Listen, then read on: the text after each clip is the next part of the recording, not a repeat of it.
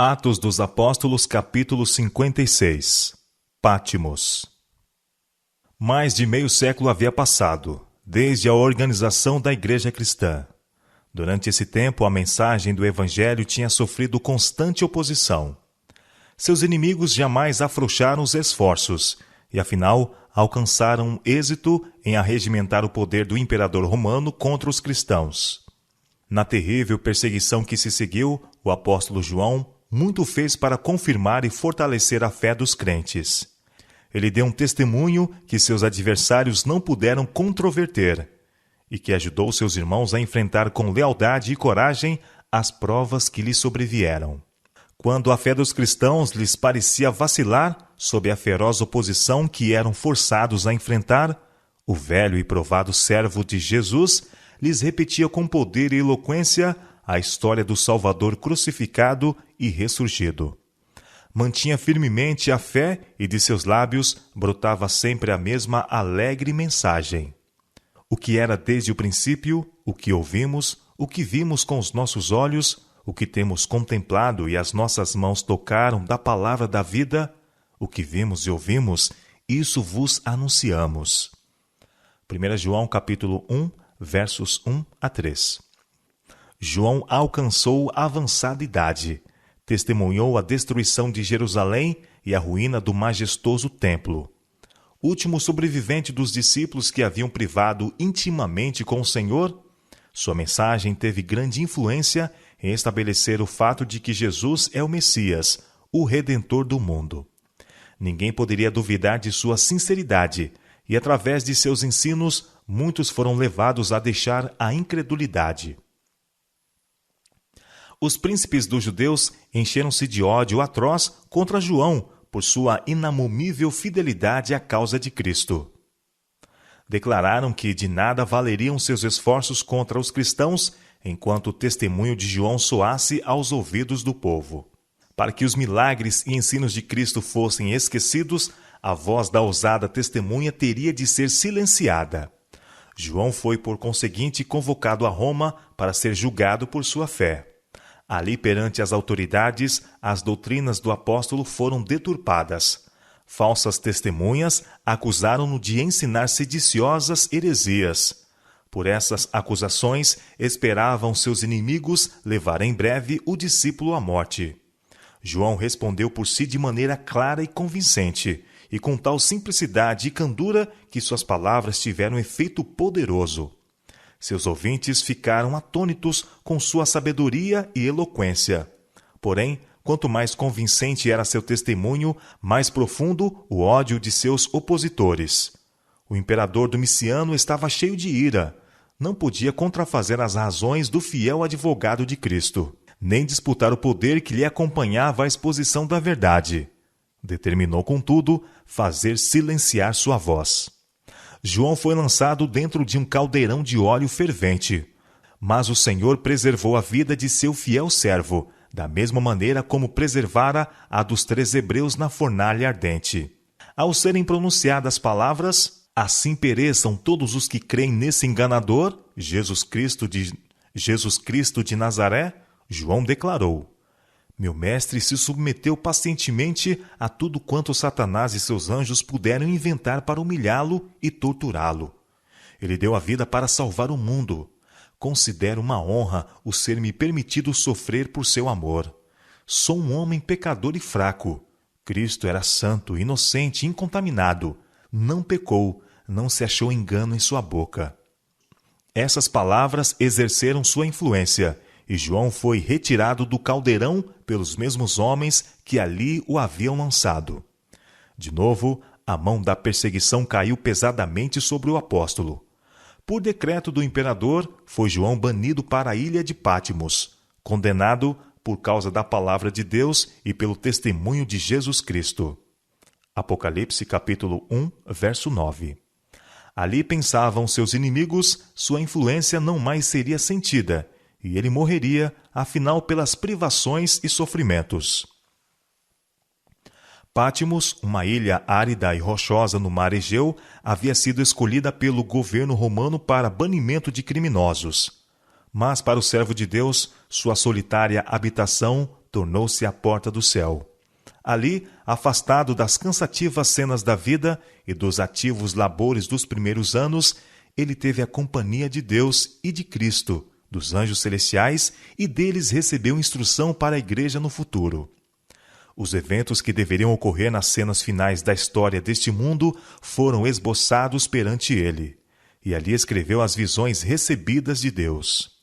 Quando sua voz não mais podia testificar daquele a quem amara e servira, as mensagens que foram dadas nesta costa desolada deviam avançar como uma lâmpada que arde, declarando o seguro propósito do Senhor concernente a cada nação da terra.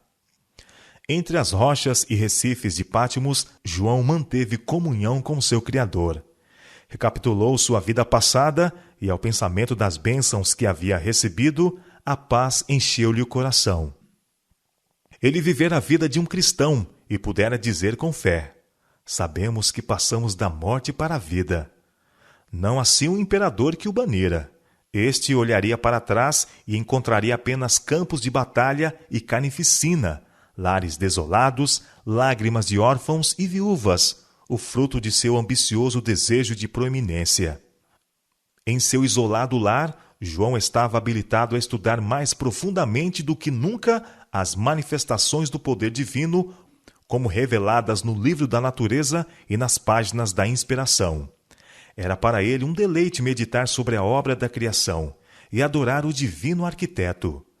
Em anos anteriores, seus olhos tinham se deleitado na contemplação dos morros cobertos de florestas, dos verdes vales e frutíferas planícies, e nas belezas da natureza sempre deleitara em considerar a sabedoria e a habilidade do Criador. Agora estava circundado por cenas que poderiam parecer melancólicas e desinteressantes a muitos, mas para João representavam outra coisa. Embora o cenário que rodeava fosse desolado e árido, o céu azul que o cobria era tão luminoso e belo como o sol de sua amada Jerusalém. Nas rochas rudes e ermos, nos mistérios dos abismos, nas glórias do firmamento, lia ele importantes lições.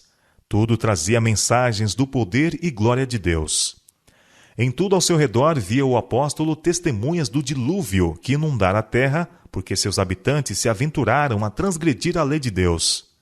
As rochas que foram lançadas da terra e do grande abismo pelo irromper das águas traziam-lhe vividamente ao espírito os terrores daquele terrível derramamento da ira de Deus. Na voz de muitas águas, abismo chamando abismo, o profeta ouvia a voz do Criador. O mar, açoitado pela fúria de impiedosos ventos, representava para ele a ira de um Deus ofendido. As poderosas ondas, em sua terrível comoção, mantidas em seus limites por mão invisível, falavam do controle de um poder infinito, e, em contraste, considerava a fraqueza e futilidade dos mortais, que, embora vermes do pó, gloriaram-se em sua suposta sabedoria e força, e colocam o coração contra o governador do universo, como se Deus fosse igual a eles. As rochas lhe lembravam Cristo, a rocha de sua fortaleza, em cujo abrigo podia ele refugiar-se sem temor. Do exilado apóstolo sobre o rochedo de Patmos subiam para Deus os mais ardentes anseios do coração, as mais ferventes orações. A história de João fornece uma vívida ilustração de como Deus pode usar obreiros idosos. Quando João foi exilado para a ilha de Patmos, havia muitos que o consideravam como tendo passado do tempo de serviço, um caniço velho e quebrado, pronto para cair a qualquer momento. Mas o Senhor achou próprio usá-lo ainda. Embora banido das cenas de seus primeiros trabalhos, ele não cessou de dar testemunho da verdade. Até em Patmos fez amigos e conversos. Sua mensagem era de alegria, proclamava um Salvador ressurreto, que no céu intercede por seu povo até que possa retornar e tomá-lo para si mesmo. E foi depois de haver João encanecido na obra de seu Senhor que ele recebeu do céu mais comunicações que durante todos os anos anteriores de sua vida. A mais terna consideração deve ser dispensada a todos aqueles cujos interesses da vida estiveram ligados com a obra de Deus. Esses obreiros idosos têm permanecido fiéis em meio a tempestades e provas. Podem ter enfermidades, mas possuem ainda talentos que os qualificam para permanecer em seu lugar na causa de Deus. Embora gastos, incapazes de levar os encargos mais pesados que os mais jovens podem e devem levar, seus conselhos são do mais alto valor. Podem ter cometido erros, mas de suas falhas aprenderam a evitar enganos e perigos. E não são ainda assim competentes para dar sábios conselhos? Suportaram provas e aflições, e embora tenham perdido parte de seu vigor, o Senhor não os põe de lado. Ele lhes dá especial graça e sabedoria. Os que serviram seu mestre quando a obra era difícil, que suportaram a pobreza e permaneceram fiéis quando poucos havia ao lado da verdade, devem ser honrados e respeitados.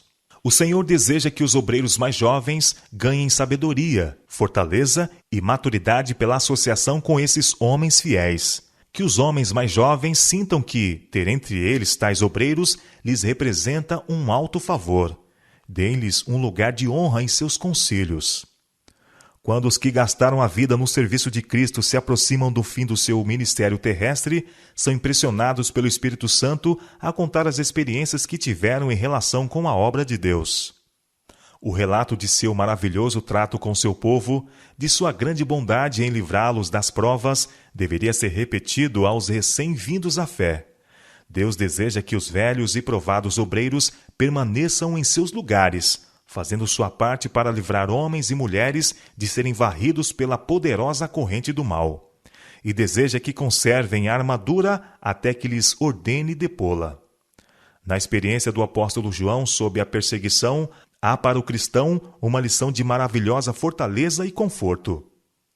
Deus não impede a trama dos ímpios, mas faz com que suas armadilhas contribuam para o bem daqueles que em prova e conflito mantém sua fé e lealdade. Não raro, o obreiro do Evangelho efetua sua obra em meio a tempestades de perseguições, oposição atroz e acusações injustas. Em tais ocasiões, lembre-se ele de que a experiência da fornalha da prova e da aflição paga todos os pesares de seu preço. Assim traz Deus seus filhos para perto de si, para que lhes possa mostrar sua força e a fraqueza deles. Ele os ensina a se apoiarem nele. Dessa forma, prepara-os para enfrentar as emergências, ocupar posições de responsabilidades e realizar o grande propósito para o que lhes foram dadas as faculdades. Em todas as épocas, as testemunhas designadas por Deus se têm exposto às perseguições e ao desprezo por amor à verdade. José foi caluniado e perseguido por haver preservado sua virtude e integridade. Davi, o mensageiro escolhido de Deus, foi caçado como um animal feroz por seus inimigos. Daniel foi lançado na cova dos leões por ser leal ao seu concerto com o céu. Jó foi destituído de suas posses terrestres e ferido no corpo de tal maneira que o desprezaram os próprios parentes e amigos. Contudo, manteve sua integridade. Jeremias não pôde ser impedido de falar as palavras que Deus lhe ordenara, e seu testemunho de tal maneira enfureceu o rei e os príncipes que o atiraram num poço asqueroso. Estevão foi apedrejado por haver pregado a Cristo, e este crucificado. Paulo foi encarcerado, açoitado, apedrejado e finalmente entregue à morte por ter sido fiel mensageiro de Deus aos gentios. E João foi banido para a ilha de Pátimos, por causa da palavra de Deus e pelo testemunho de Jesus Cristo. Esses exemplos de humana firmeza dão testemunho da fidelidade das promessas de Deus, de sua permanente presença e mantenedora graça. Testificam do poder da fé para enfrentar os poderes do mundo. É obra de fé repousar em Deus na hora mais escura, sentir, embora dolorosamente provado e sacudido pela tempestade, que nosso Pai está ao leme. Somente os olhos da fé podem ver para além das coisas temporais e apreciar com acerto o valor das riquezas eternas. Jesus não oferece a seus seguidores a esperança de alcançar glórias e riquezas terrestres, de viver uma vida livre de provações. Ao contrário, chama-os para segui-lo no caminho da abnegação e ignominia. Aquele que veio para redimir o mundo sofreu a oposição das arregimentadas forças do mal. Numa impiedosa confederação, homens e anjos maus se aliaram contra o príncipe da paz. Cada um de seus atos e palavras revelava divina compaixão, e sua desconformidade com o mundo provocou a mais dura hostilidade. Assim será com todos os que dispuserem a viver piamente em Cristo Jesus. A perseguição e o descrédito esperam todos os que estiverem cheios do Espírito de Cristo. O tipo de perseguição muda com o tempo, mas o princípio, o Espírito que anima, é o mesmo que tem dado a morte aos escolhidos do Senhor desde os dias de Abel. Em todas as épocas, Satanás tem perseguido o povo de Deus. Tem-no torturado e lhe dado a morte, porém tornaram-se eles conquistadores ao morrer. Deram testemunho do poder de alguém que é mais forte que Satanás. Podem os ímpios torturar e matar o corpo, mas não podem tocar a vida que está escondida com Cristo em Deus. Podem encerrar homens e mulheres nas prisões, mas não lhes podem encerrar o espírito. Mediante provas e perseguições, a glória, o caráter de Deus se revela em seus escolhidos. Os crentes em Cristo, odiados e perseguidos pelo mundo, são educados e disciplinados na escola de Cristo. Na terra, andam em caminhos estreitos, são purificados na fornalha da aflição. Seguem a Cristo através de penosos conflitos, suportam a abnegação e passam por amargos desapontamentos. Mas deste modo aprendem o que significam a culpa e os ais do pecado, e olham para ele com repulsa. Tendo sido participantes das aflições de Cristo, podem contemplar a glória além da obscuridade, dizendo: tenho por certo que as aflições deste tempo presente não são para comparar com a glória que em nós há de ser revelada. Romanos capítulo 8, verso 18.